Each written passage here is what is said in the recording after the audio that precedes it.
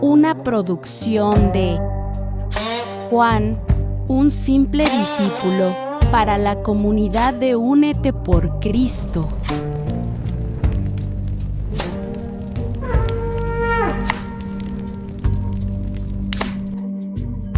Crónicas del discípulo.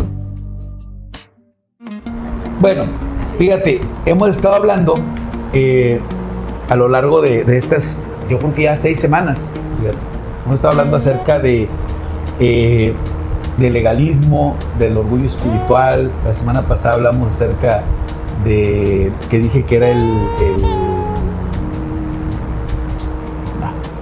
déjame checar mis apuntes. Del legalismo religioso, ¿sí? Y hemos estado hablando acerca de todo esto y hemos confrontado el espejismo del poder y hemos establecido que la autoridad suprema le pertenece única y exclusivamente al Dios Trino. Pero no podemos limitarnos a criticar o hablar nada más de lo que está mal, sino que creo que es importante que nos atrevamos también a reconstruir cuál es el fundamento correcto. Mira, si el modelo jerárquico, empresarial, totalitario, legalista, no es el plan de Dios para su iglesia, entonces ¿cómo debería de verse el liderazgo de la iglesia? A ver, vuelve a hacer la pregunta otra vez. Va de nuevo. Si el modelo jerárquico, el legalismo, el modelo empresarial, el modelo totalitario, no es el plan de Dios, que son los que hemos estado analizando. No es el plan de Dios para su iglesia. Entonces, ¿cómo se debe o cómo debería de verse el liderazgo cristiano? Bueno, yo pienso que el modelo jerárquico, legalismo y eso es el modelo del mundo. Sí, claro. ¿Cómo le llaman? Tiene un nombre, vaya, pero no me acuerdo. ¿Cómo se debería de ver? Pues lo mismo que nos enseñó Jesús, o sea. Ahora, ¿cómo se cultiva un ambiente donde la fe del creyente pueda florecer de manera genuina, libre de manipulación y libre de miedo? Y entonces eso es lo que vamos a tratar de explicar el día de hoy. Porque la respuesta no se va a encontrar en estrategias de crecimiento corporativo, ¿sí? De que, pues ahora vas a subir, ya no vas a ser un hermanito de asiento, ahora vas a ser un diácono, y ya no vas a ser un diácono, ahora vas a ser un copastor, o vas a ser un diácono anciano, diamante, o luego vas a ser un... Sí, o sea, eso es un modelo corporativo, ¿no? Y entonces hasta llegar a ser el apóstol de la congregación, ¿sí? Ese es un modelo corporativo, ¿sí? Que es un modelo 100% humano o 100% del mundo. Sí. Entonces, en ese tipo de manuales de liderazgo moderno no vamos a encontrar la estrategia o la respuesta a las preguntas que hicimos en un principio de cómo debe verse el liderazgo cristiano, sino vamos a encontrar la respuesta en un aposento alto donde hace más de 2000 años un maestro con una toalla y un lebrillo lleno de agua hizo algo que nos da el aprendizaje correcto para explicar lo que es el liderazgo cristiano. Y bueno, para que podamos entender en esta dinámica a la que quiero referirme, vamos al Evangelio de Juan. Fíjate, era la noche donde iban a crucificar a Jesús. O sea, era una noche previa de la crucifixión de Jesús. Era la noche que lo iban a prender. Y entonces los discípulos, es Juan, ahorita le digo la cita. Bueno, se las digo de una vez, Juan 13, 4 y 5. Entonces, los discípulos habían estado discutiendo entre ellos quién sería el mayor en el reino, ¿sí? Y estaban ahí donde está Jesús. Ahora, por otro lado, en la cultura del Medio Oriente del primer siglo, las calles eran de tierra, eran polvorientas, y el calzado era un calzado abierto, es decir, era unas sandalias donde pues, el pie estaba prácticamente expuesto. Y esto hacía que lavar los pies a los invitados era parte de una forma de hospitalidad. O sea, llegaba alguien de la calle, ¿sí? Y entonces rápido venía el dueño de la casa con una palangana, un lebrillo, dice acá, unas toallas, y le lavaba los pies a los invitados, porque venían con los pies polvorientos, porque había polvo, era lo que había en las calles. Ahora, esta tarea era la tarea más denigrante de la casa. Era la tarea más denigrante de la casa. O sea que no era el dueño de la casa el que venía, sino su esclavo. ¿Sí? O sea, era el esclavo de menor rango en la casa.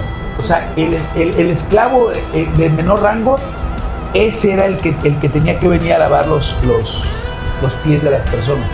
O sea, no era el rey el que iba a venir. Si tú ibas a la casa de un rey, el rey no iba a lavarte los pies. Mandaba a alguno de los esclavos, y mandaba al más bajo de los esclavos. Porque lavarle los pies a alguien, de cierta manera, podría ser hasta humillante. ¿Sí? Entonces, llega Jesús, Rey del universo, la autoridad suprema encarnada, y rompe con todos estos esquemas del ser humano. Rompe con el esquema del poder humano. Mira, Jesús pudo haber mandado a cualquiera de sus discípulos para que le lavara los pies a los demás. Pero lo hizo él mismo, y lo hizo con una intención. Y ahora sí, si me permiten, acompáñenme a Juan 13, 4 y 5. Donde dice que Jesús se levantó de la cena, se quitó su manto, y tomando una toalla se ciñó. Luego puso agua en un lebrillo, o en una palangana que conocemos hoy, y comenzó a lavar los pies de los discípulos y a enjugarlos con la toalla con la que estaba ceñido. Fíjate, Jesús no delegó el servicio sucio. Jesús no delegó esta tarea humillante. Jesús asumió la tarea humillante. Jesús no usó su autoridad para pedir que lo reverenciaran, sino usó su autoridad para exhibir su amor. O sea, la usó para demostrar su amor. ¿Sí? Y al terminar, y esto es muy importante, dejó un mandato inquebrantable que va a descalificar por completo a cualquier dictador espiritual. Y ahí viene en el verso 15, me parece. 14 y 15, perdón. 14 y 15 dice: pues si yo, el Señor y el Maestro, he lavado sus pies, ustedes también deben lavarle los pies los unos a los otros, porque ejemplo les he dado, para que como yo he hecho, ustedes también lo hagan. Lo que Jesús está haciendo es que está enseñando que el verdadero liderazgo cristiano no es una postura de poder, no es una postura de decir yo soy más que tú, o yo soy el que da las órdenes, sino de decir yo soy el que sirve a los demás. Eso fue lo que Jesús nos enseñó. En alguna otra ocasión Jesús dijo: yo no vine a servir, yo no vine a ser servido, yo vine a servir y a dar mi vida por muchos. Así lo dijo Jesús. Entonces, el modelo de la toalla y el lebrillo, o lo diríamos en yucateco, el modelo de la toalla y la palangana, es la antítesis del sistema religioso controlador. Es lo contrario al sistema religioso controlador. En el modelo terrenal, el líder está en la cima de la pirámide y la congregación está abajo sosteniendo su visión. Fíjate, en el modelo terrenal, y eso es algo que desgraciadamente se vive todos los días o en la mayoría de las iglesias. El líder está arriba y todos los demás están sosteniendo la visión del líder. O sea, el pastor está arriba, el pastor es el que da las órdenes y todos van a sostener la visión del pastor. Y si el pastor dice que caminemos a la derecha, todos van a caminar a la derecha. Pero en el modelo de Jesús, la pirámide se invierte. Imagínate la pirámide volteada al revés, ¿sí? Y el líder es el que está en la base, sosteniendo, limpiando, equipando y sirviendo a la congregación. Al revés. El líder dice, sírvanme. El líder en el mundo, el líder, digamos, terrenal, en el modelo terrenal, sírvanme, síganme, equípenme. Pero el verdadero líder cristiano, según lo que Jesús nos enseña, es al revés. Yo te ayudo, yo te limpio, yo te sirvo, yo te equipo.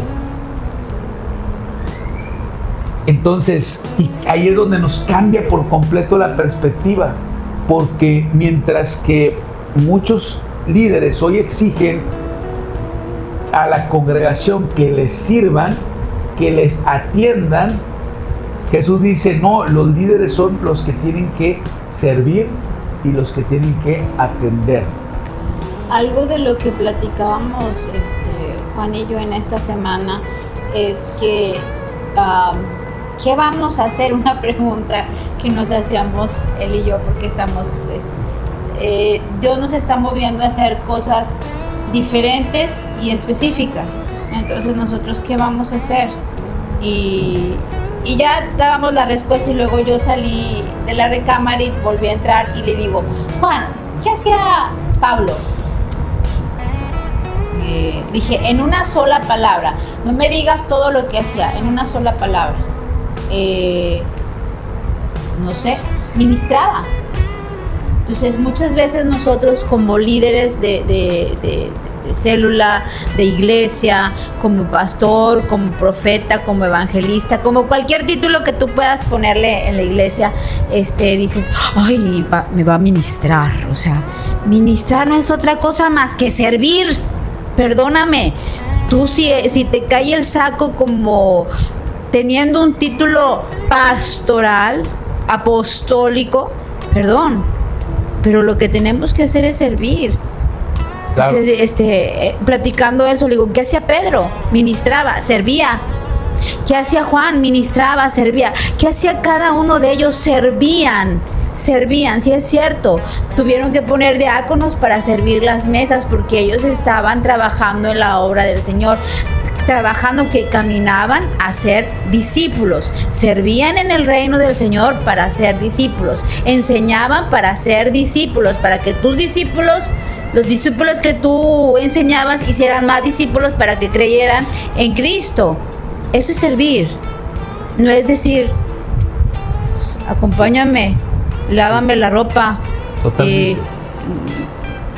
cámbiame. O sea, no. Nosotros tenemos que servir.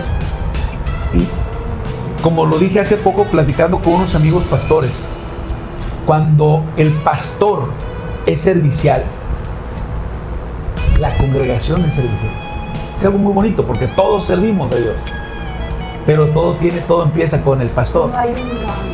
Sí, adelante. Es que creo también que es radicar con el ejemplo, ¿no? Sí. O sea, claro. El pastor está para guiar a las ovejas, en este caso a la iglesia, a la congregación. Pero ¿cómo va a aprender la congregación si no tiene un ejemplo para seguir? Claro. Entonces es a través del ejemplo que el pastor enseña a la congregación. Fíjate que eso me llama mucho la atención porque yo lo he dicho muchas veces, ¿cuál es la diferencia entre un líder y un jefe? El jefe te da la orden y te dice qué es lo que quiere que hagas y cómo lo quiere. El líder te enseña, te guía y lo hace primero él para que tú puedas aprender de cómo lo hace. No te dice cómo lo quiere, lo hace Él y ya después tú haces, digamos, lo mismo que Él hizo, ¿sí? Lo haces como Él lo hizo. Pero el líder primero camina y te guía, y el jefe no. El jefe se queda sentado y te dice para dónde caminar. El líder camina contigo. Y entonces por eso digo que es un modelo empresarial lo que hemos tomado en la iglesia a veces, porque dicen, porque el pastor es el que dice para dónde, pero él se queda sentado en su trono. Y llámese por trono el vacín de la taza del baño, porque no hay otro trono en la casa. Entonces, es que es la realidad. O sea, el pastor ahora quiere tomar este modelo empresarial y dar las órdenes, y eso no es lo que Cristo nos enseñó. Ahora bien, cuando un líder, un pastor o profeta o como se quiera autonombrar, te exige un trato preferencial o te demanda una lealtad ciega, o se vuelve intocable para su congregación, es decir, nadie puede contradecir al pastor. Chales. Entonces es un líder que ha soltado la toalla y ha tomado un látigo. Pues eso es una secta. Probablemente. Son líderes que se han olvidado de las palabras de Cristo.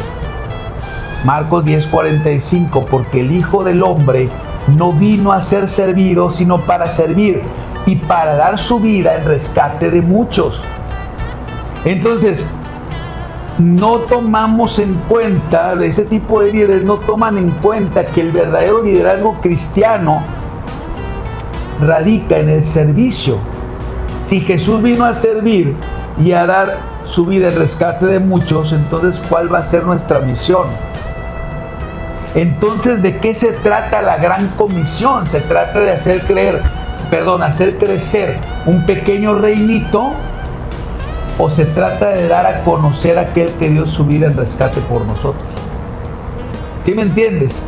Sí. Ahora, el verdadero pastor, lo que se dice el verdadero pastor, no busca que las ovejas laven sus pies.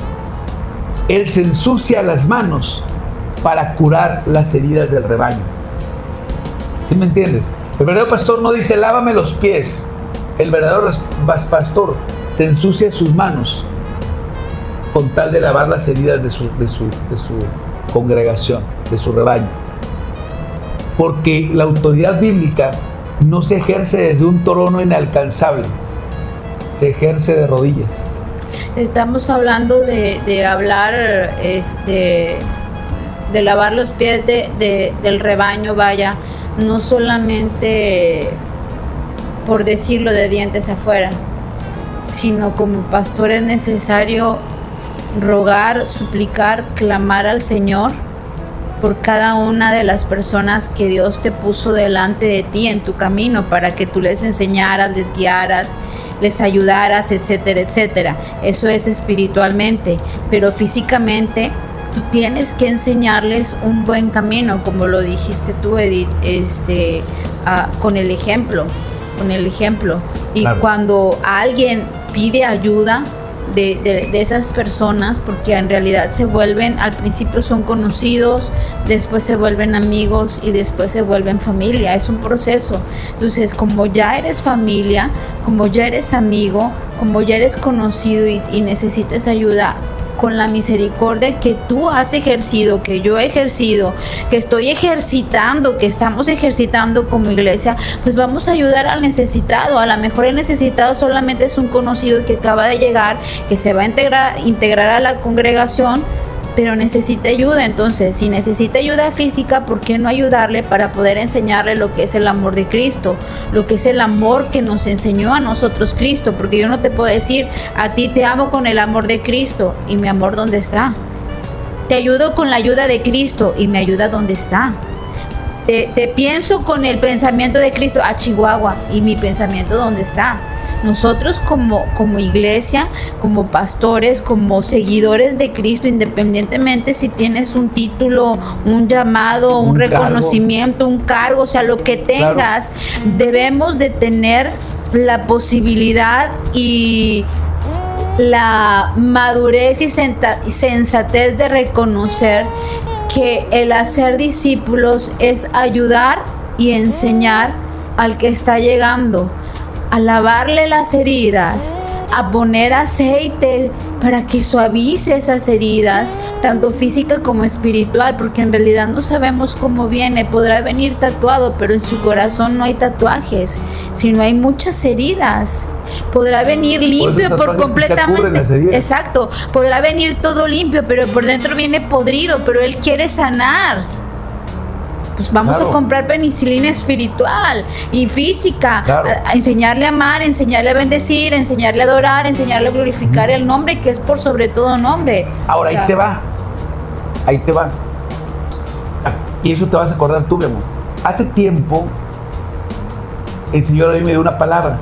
Hace tiempo, como creo que fue cuando nos quitamos del último local que teníamos rentado. Y Dios me dijo, ¿te vas a acordar? Dios me dijo, pastor, que no se ensucia sus zapatos, que no desgasta sus zapatos, pastor que no desgasta sus zapatos, no es digno de ser llamado mi siervo. Y yo, en su momento, pues, ¿qué es desgastar los zapatos? ¿De qué se trata de desgastar los zapatos? ¿Sí? Pasa el tiempo, un tiempecito, y estábamos yendo a una reunión de pastores que íbamos cada mes. Guay, ya me acordé. Y dice, a partir de hoy, queremos avisarles que a partir de hoy nos reservamos el derecho de admisión. No vamos a dejar que entre cualquier pastor a esta reunión, porque ¿cómo es posible que un pastor esté ministrando la Santa Cena del Señor con unos zapatos todos viejos y todos rotos?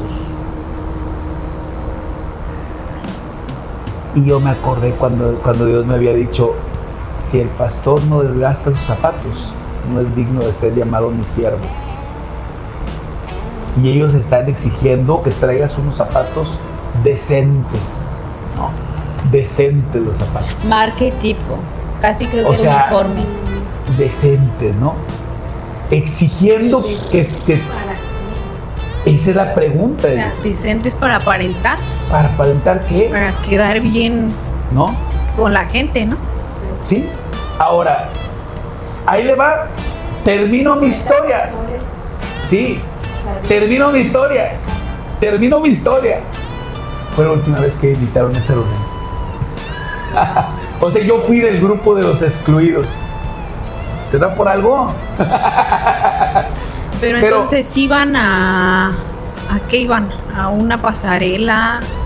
No iban. No, iban a adorar a Dios. Iban a adorar a Dios. De adoración, pero pues es que los modelos empresariales, como dije, o los modelos de liderazgo totalitarios, ese tipo de modelos de liderazgo se han metido en la iglesia. ¿Sí? Tristemente. Cuando no saben que el verdadero diseño es diferente. ¿Sí? A mí cuando Dios me dijo eso de desgastar los zapatos, yo no lo entendí con claridad. Pero hoy sé, y si lo comparamos, vas a ver que sí es una palabra que viene de Dios, porque si nos vamos a la gran comisión que dice, ir y hacer, vayan y hagan discípulos. No dice que desde aquí o que las ovejas paren ovejas, como lo dice en otras iglesias. Jamás hay en dice, la Biblia un tú tienes así. que ir y traer discípulos. O sea, el pastor también tiene que caminar a salir a traer a esas ovejas. No solamente quedarse en casa o quedarse en la iglesia esperando que cada quien haga su trabajo, dirigiendo nada más. Este tipo de rubros, lo puedo llamar así rubros, y pues yo me dedico soy pastor, sí, pero mi trabajo secular, que así le llamamos en la iglesia, soy estilista, soy psicóloga también, pero en el estilismo me llama mucho la atención lo que dices. Una mujer empresaria se sienta en la silla y dice, déjame elegante y formal. Su cabello. Claro. O sea, es cuando dice eso, elegante y formal, pues, ¿qué es lo que tú quieres? Sí, o sea, quiero que mi cabello, pues, se vea elegante, se vea formal, se vea bien, para poder transmitir en la mesa donde tenemos las juntas, pues, que soy formal, que soy elegante, que soy que tengo prestigio, que tengo un nombre, un renombre detrás de mí. Yo creo que a eso se refieren el traer la corbata ungida, el saco ungido, claro, la falda larga porque ungida, es un modelo la empresarial, camiseta ungida, un modelo empresarial que lamentablemente al entrar a la iglesia eso son velos Claro. espirituales que solamente atan a la persona, y al momento de entrar a la iglesia y quitarte la religiosidad se rompen. Son de los velos y ataduras espirituales que se tienen que romper y que tú debes de clamar a Dios por romper, y que tú tienes que romper. ¿Para qué? Para que puedas avanzar en el reino de los cielos, porque si no te vas a quedar en un equipo piramidal de la calle, en la iglesia, pero de la calle. Claro. Mira, yo quiero platicarte ahorita de 3 características de cómo debe de ser el liderazgo cristiano. 3 características de cómo debe de ser el liderazgo cristiano. Y ahí te va la primera. La primera característica, vamos a llamarle transparencia y vulnerabilidad. Como en la 4T, todo es transparente. No, claro que no, estoy jugando. Ok. 1, 3. Transparencia y vulnerabilidad. Esa es la primera característica. Y déjame explicarla. La transparencia y la vulnerabilidad, yo lo veo así. Es cuando los líderes no fingen ser superhombres. O sea, el pastor no finge ser un semidios. No finge ser un semidios. ¿Sí? Sino más bien es una persona que reconoce que también es parte del rebaño y que también necesita la gracia del gran pastor. En la pregunta aquí te va el que vea el... No finge ser un superhombre. No finge ser un ¿Y superhombre. quién es el gran pastor? Cristo. La Biblia lo dice. Obvio, yo sí No lo digo entiendo. yo. Pero Sí. los superhombres, los superpastores van a decir, pues ¿quién es el gran pastor? Pero yo también necesito de Cristo. Mi cobertura. ¿Sí? Ahora, en la iglesia sana, ahondando un poquito en transparencia y vulnerabilidad, el error no se oculta para proteger la imagen del ministerio. No. El error tampoco se se juzga. confiesa Exacto. para encontrar sanidad. ¿Sí? Desgraciadamente, en este tipo de grupos religiosos, el pastor es tan perfecto el pastor, ¿sí? Que si comete un error, todo mundo lo tapa. Todo mundo lo tapa para que nadie se dé cuenta. Pero la realidad es que cometemos errores todo el tiempo, y el error en un modelo correcto de cristianismo, el error se reconoce, se confiesa para poder buscar la sanidad. Y esta vulnerabilidad y transparencia elimina el síndrome de superlíder y crea un ambiente seguro donde los creyentes pueden ser honestos con sus propias luchas, ¿sí? Porque realmente lo dijimos el viernes en la junta que tuvimos, se trata de ser honestos, ¿sí? Porque todos podemos cometer errores. Y yo dije, no, pues yo la verdad sí, me atraso y luego hay un día que hago todo de un jalón. Digo, tengo esa virtud de que hay un día que me pongo al corriente. pero sé que está mal, porque la verdadera disciplina es que se haga diario. Sé que estoy mal. Y eso lo hicieron varios. Digo, yo estoy poniendo mi ejemplo porque es el mío, ¿verdad? Pero varios dijeron, no, pues yo también, yo la estoy regando en esto. Yo estoy mal en lo otro. Porque de eso se trata, que podamos reconocerlo para poder encontrar la sanidad. Ahora sí, mi amor, adelante. El error se confiesa no solamente para sanar, como tú lo dijiste. Se confiesa para que Dios te haga justicia y que los que están contigo sean justos también contigo. Y no estoy hablando de una justicia humana, porque muchas veces pensamos el hacer justicia, bueno, pues te pongo una sanción, te siento, para que toda la iglesia se dé cuenta de que tú estuviste mal. No, es justicia de Dios. Ajá, o sea, es justicia de Dios, y te voy a decir porque ahí hay un ¿cómo se llama? Un texto en la Biblia donde David, y lo traemos muy presente tanto el pastor como yo ahorita, donde David dice, hazme justicia, fui yo el que tuve la culpa, tú me vas a ¿cómo se llama? A corregir, y hasta que tú hagas justicia conmigo, entonces yo voy a tener paz. La justicia de Dios no es como la de nosotros. Él nos va a corregir. Nos llama para ser corregidos. Y así como nos llama para ser corregidos, los que están alrededor de nosotros también se corrigen al momento que Dios nos corrige a nosotros. A ver. Sanan también cuando nosotros sanamos. Pero aquí hay un sinfín de pretextos bíblicos, ¿no? Porque cuando se habla en la Biblia de los requisitos para ser pastor, es que el pastor sea irreprensible. Y entonces tapas todo. Le tapas perdón por la expresión, le tapas la cagada al pastor. Yo no lo quise decir. ¿Sí? Como el gato, para que no huela, para que siga siendo, para que no pierda la característica de ser irreprensible. Pero la realidad es que el verdadero modelo es el reconocimiento del error. Voy a ponerte dos ejemplos bíblicos. Pedro y Judas. Judas, ¿crees que Jesús no lo hubiera perdonado? Yo creo que sí.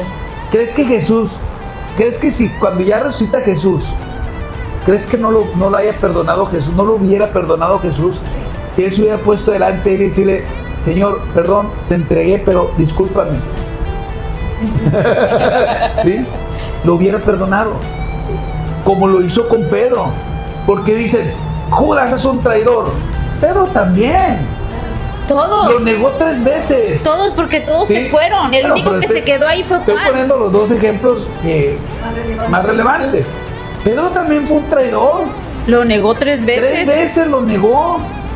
¿Eso no es traicionarlo? También. Eso también es traición. Pero ¿sabes qué pasó? Cuando Cristo resucita, se puso a cuentas con él. Se puso a cuentas con él. Pedro se paró, o sea, fue delante de Jesús, arrepentido. Y Jesús lo perdona. Hay perdón ahí. Entonces, nuestra actitud delante de Dios,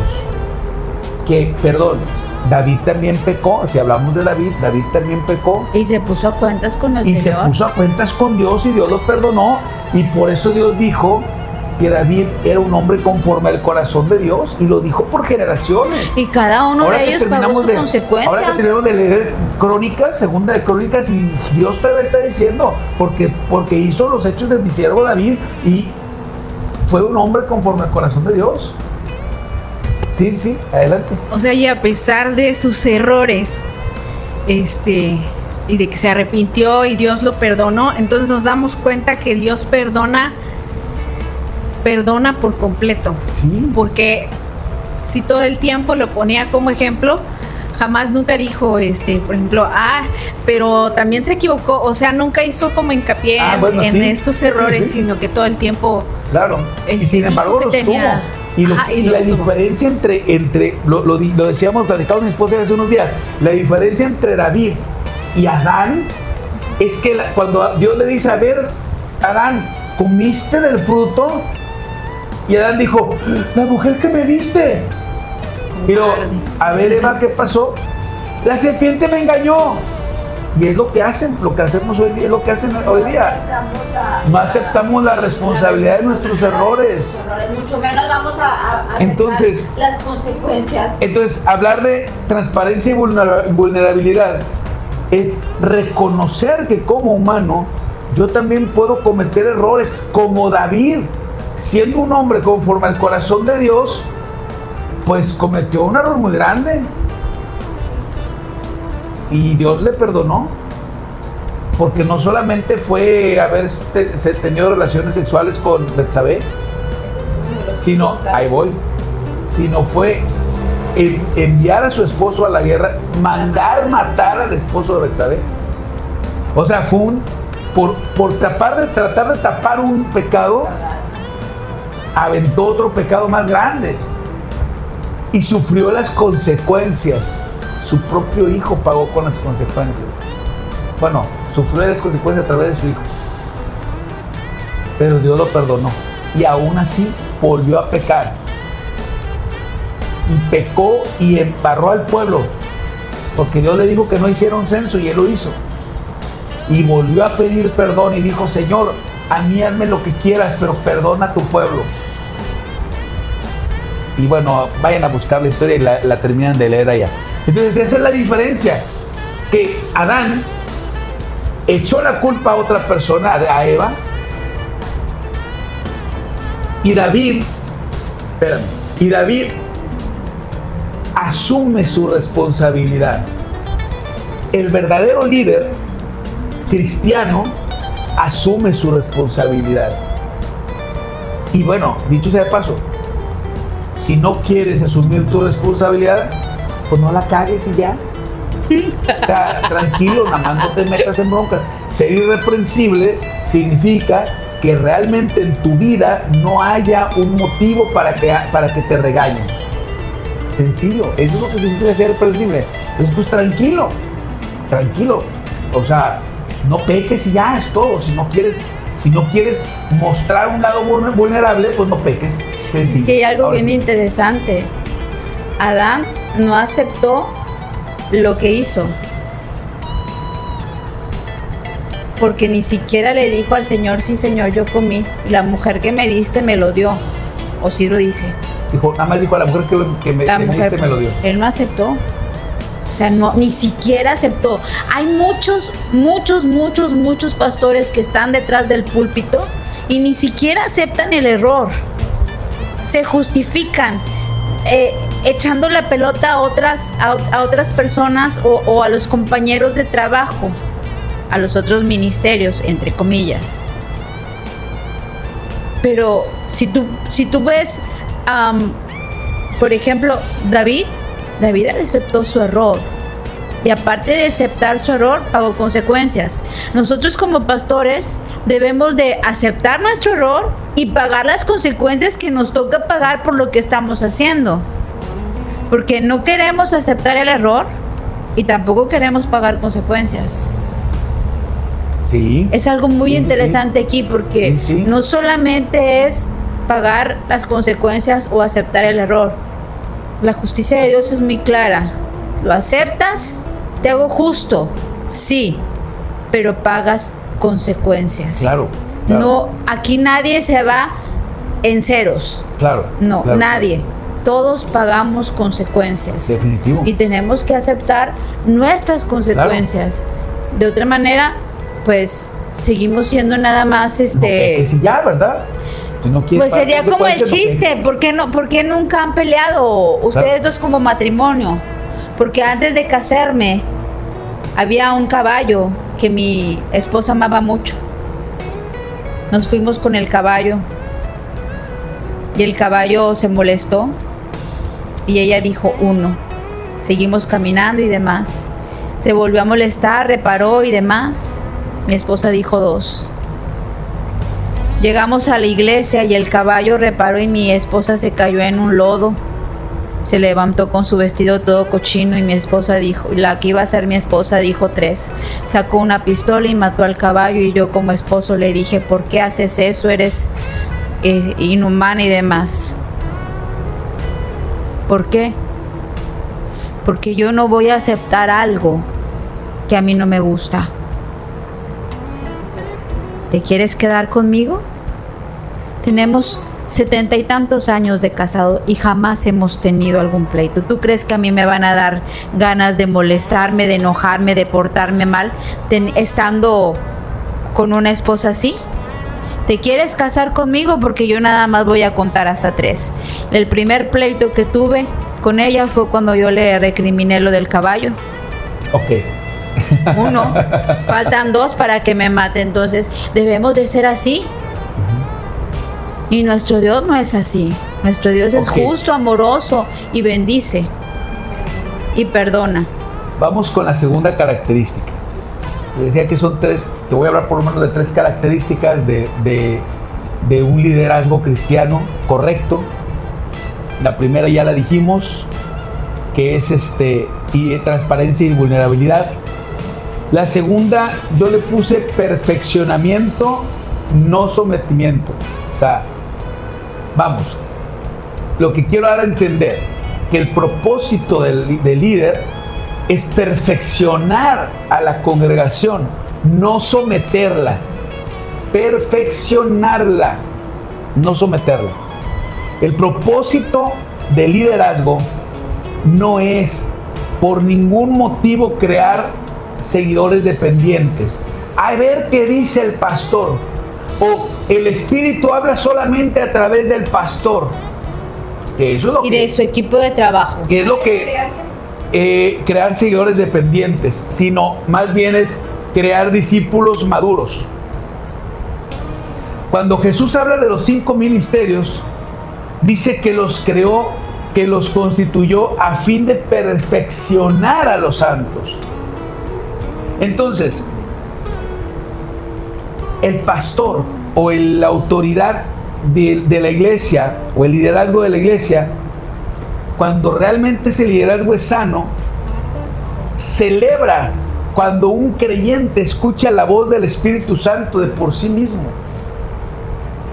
Y entonces lo impulsa a cumplir con su llamado personal, sin exigir que su vida gire eternamente sobre los proyectos del líder. No sé si se acuerdan que yo les dije en la junta aquella el viernes pasado, tú eres el pastor de tu casa. Eso es lo que verdaderamente creo hace un líder. Impulsarte para que tú tengas ese crecimiento espiritual. El líder falso, el mal líder, vamos a decirlo así, lo que hace es que no, Dios no puede hablar a través de ti porque a Dios nada más me habla a mí. A ti no te puede hablar Dios porque tú eres un lo que sea. Entonces, ¿sí? Supongo que en ese caso el pastor tiene que resolver la vida de su Prácticamente, sí. Y entonces, de la congregación. Si se acuerdan, yo siempre les he dicho, por ejemplo, a mí me gusta mucho la dinámica de pasar el micrófono, porque yo les digo, porque el Espíritu Santo habla no solo a través de mí. El Espíritu Santo habla a través de cada uno de los que estamos presentes. Pero entonces ya se crea una dependencia, ¿no? Sí, claro. Y eso es justamente lo que no debe pasar. No debe ser dependiente del pastor, sino más bien el pastor tiene que motivarte a que tú mismo sepas escuchar la voz de Dios. Que tu pastor no te puede decir, no, Dios no te puede hablar a ti porque tú eres un simple hermanito. Dios nada más le habla a los siervos. No es cierto.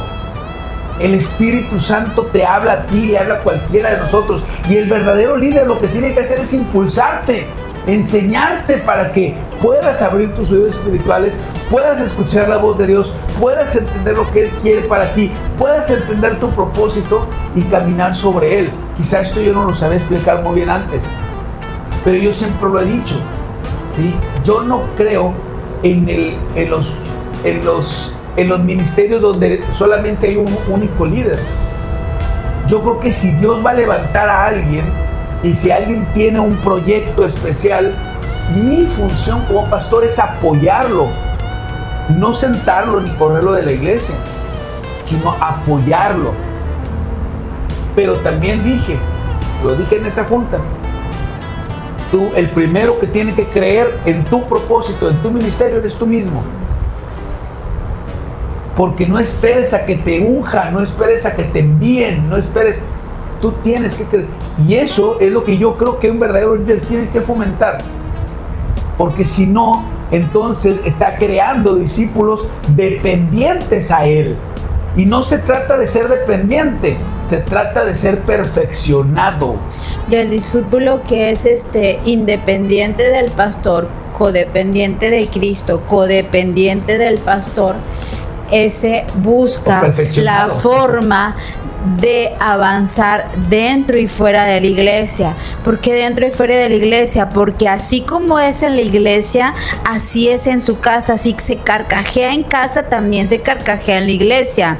Si es sonriente, enojón, también así en la casa como en la iglesia, porque se presenta tal cual es. No tiene por qué tener una máscara, sino al contrario, es al 100% en la iglesia y al 100% en casa.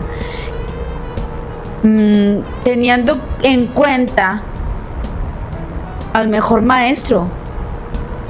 Jesús era Jesús en la sinagoga y Jesús era Jesús, claro, en las reuniones con sus apóstoles. Y también era Jesús en las reuniones con los cientos de personas a las cuales les predicaba. Yo no encuentro en ninguna parte de la Biblia ni en ninguno de los escritos que hemos leído en los libros que tú tienes. O sea, es que Jesús se levantaba y decía una sarta de barbaridades cuando no lo escuchaban y nada más estábamos 3, 4 discipulitos aquí. Jamás dice eso. No tenía más, o sea, era tal cual.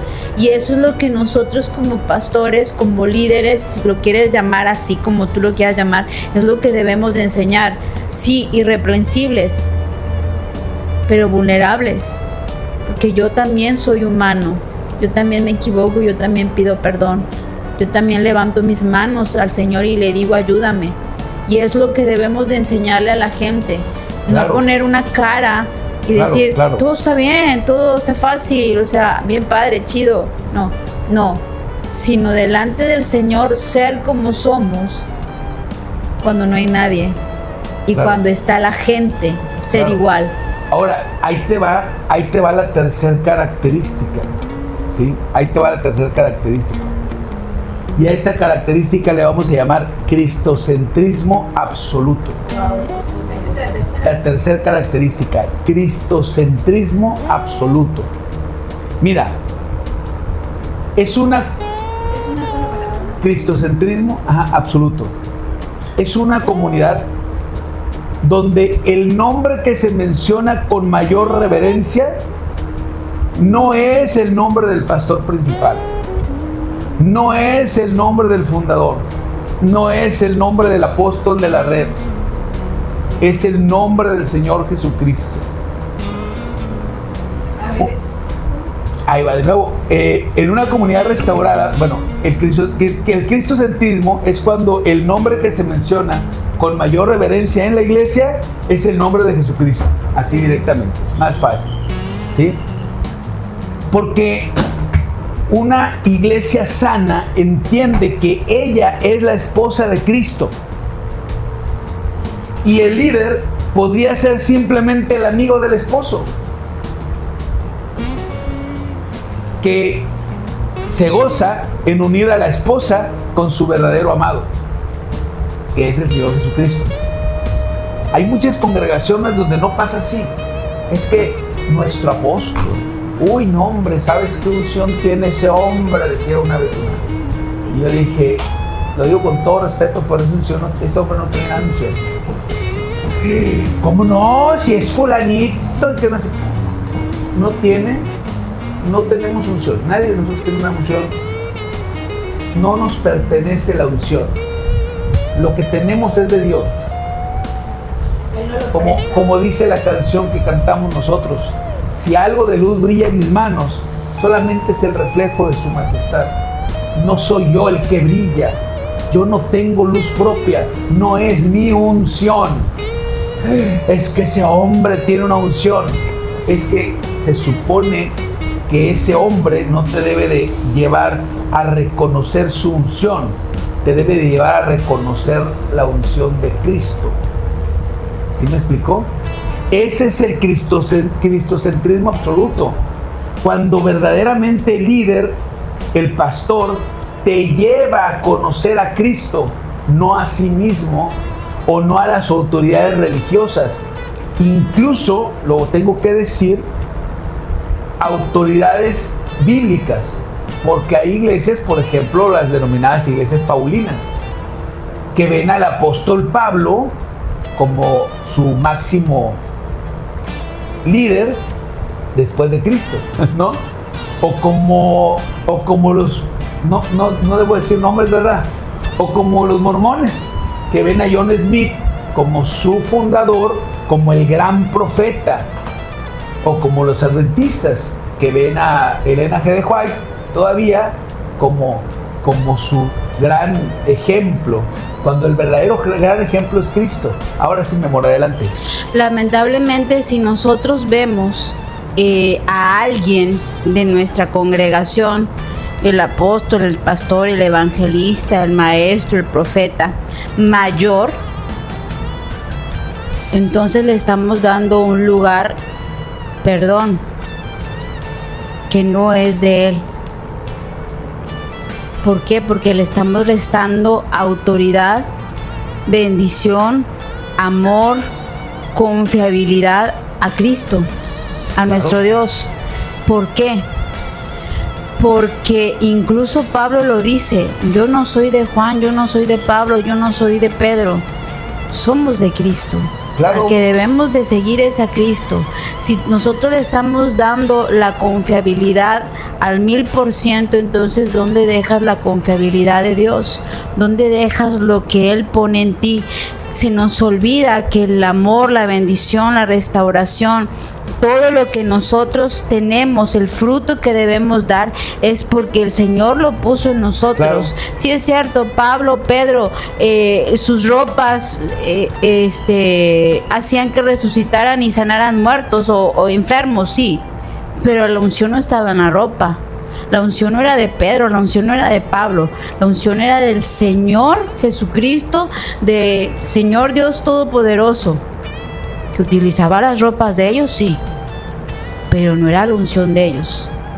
Tenemos que entender que Dios presta o da esa unción a cada uno de nosotros, claro, pero no nos pertenece. Ahora, ya para terminar, mira, restaurar el diseño original para el liderazgo cristiano en medio de un cristianismo obsesionado con el éxito. Qué difícil. Deja tú, con el éxito corporativo, no cualquier éxito, un éxito corporativo, donde yo soy el jefe, ¿no? O obsesionada también con el estrellato ministerial. Entonces, restaurar el diseño original en medio de todo esto requiere valentía.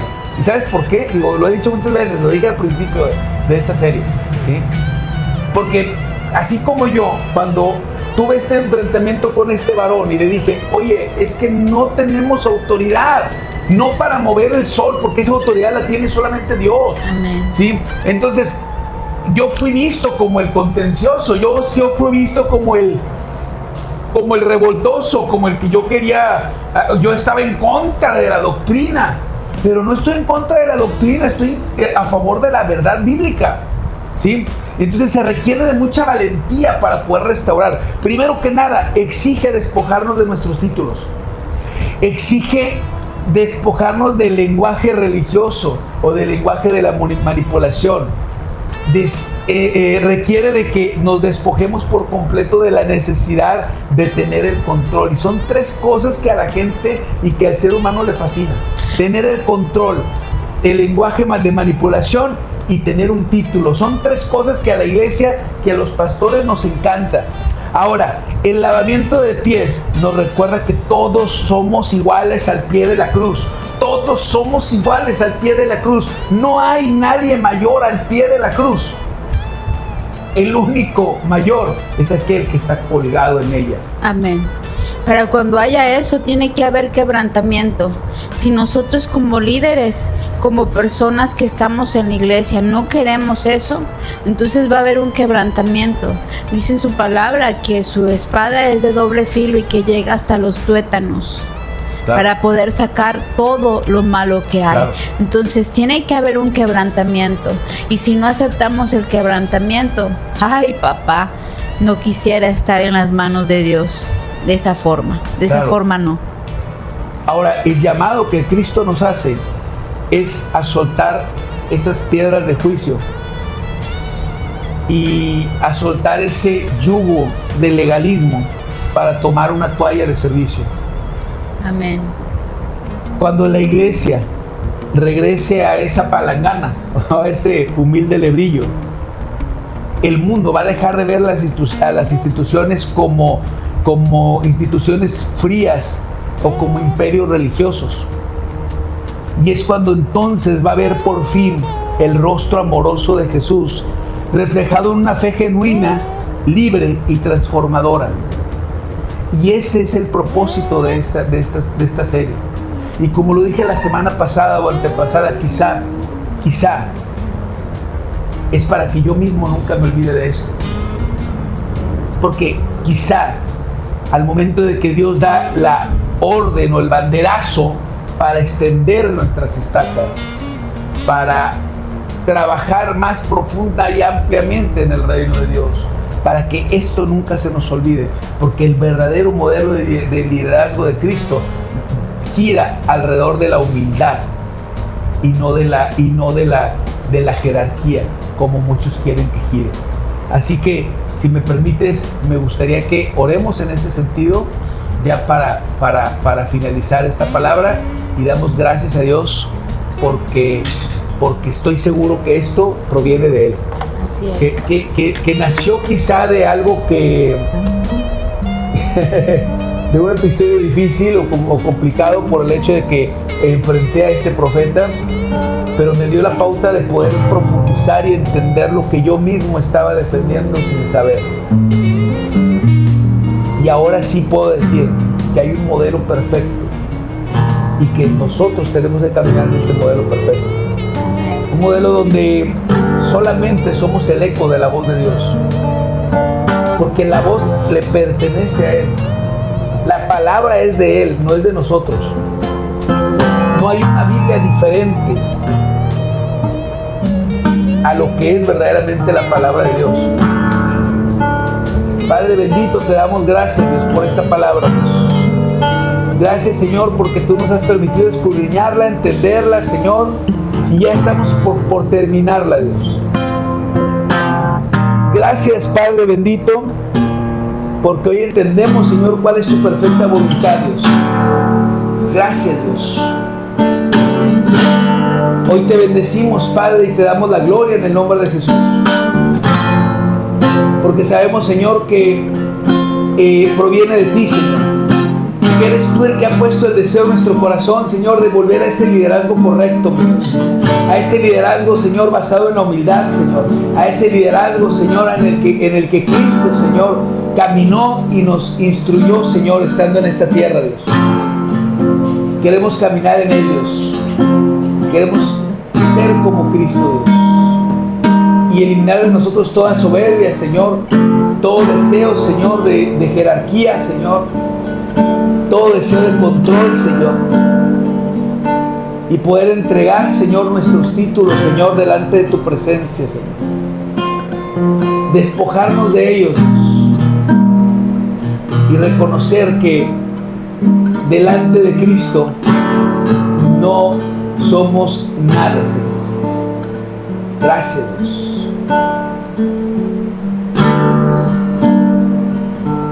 Te bendecimos, Dios.